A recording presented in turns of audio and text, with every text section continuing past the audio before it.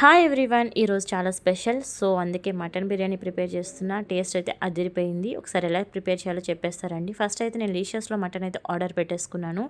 ముందు రోజు night order పెడితే ఎర్లీ మార్నింగ్ 6 to 8 మధ్యలో రీచ్ అయిపోతుంది. ఇప్పుడు కుక్ చేసుకునే ముందు పసుపు ఉప్పుతో వాష్ చేసి పెట్టుకున్నాను. ఇప్పుడు 1 స్పూన్ కారం, 1 స్పూన్ కల్లుప్పు అండ్ 2 టేబుల్ స్పూన్స్ వరకు అల్లం వెల్లిగడ్డ పేస్టు, ఒక 2 స్పూన్స్ వరకు పెరుగు, ఒక 2 స్పూన్స్ వరకు ఆయిల్ వేసుకుని మంచిగా కలుపుకోవాలి.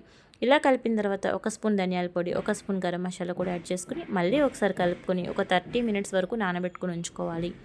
కుక్కర్లో బిర్యానీ చేస్తున్నా కాబట్టి 1.5 స్పూన్ నెయ్యి వేసుకున్నాను. 2 టేబుల్ స్పూన్స్ ఆయిల్ వేసుకుని మంచిగా హీట్ అయిన తర్వాత బిర్యానీ సరుకులు అన్నీ కూడా వేసేసుకోవాలి. ఇవి ఫ్రై అవుతున్న టైంలో 7-8 పచ్చిమిర్చిని చిరుకులుగా కట్ చేసి వేసుకున్నా. 4 ఆనియన్స్ని కూడా చిరుకులుగా కట్ చేసి వేసుకున్నాక కొత్తిమీర కూడా వేసుకోవాలి. ఉంటే పుదీనా కూడా యాడ్ చేసుకోండి.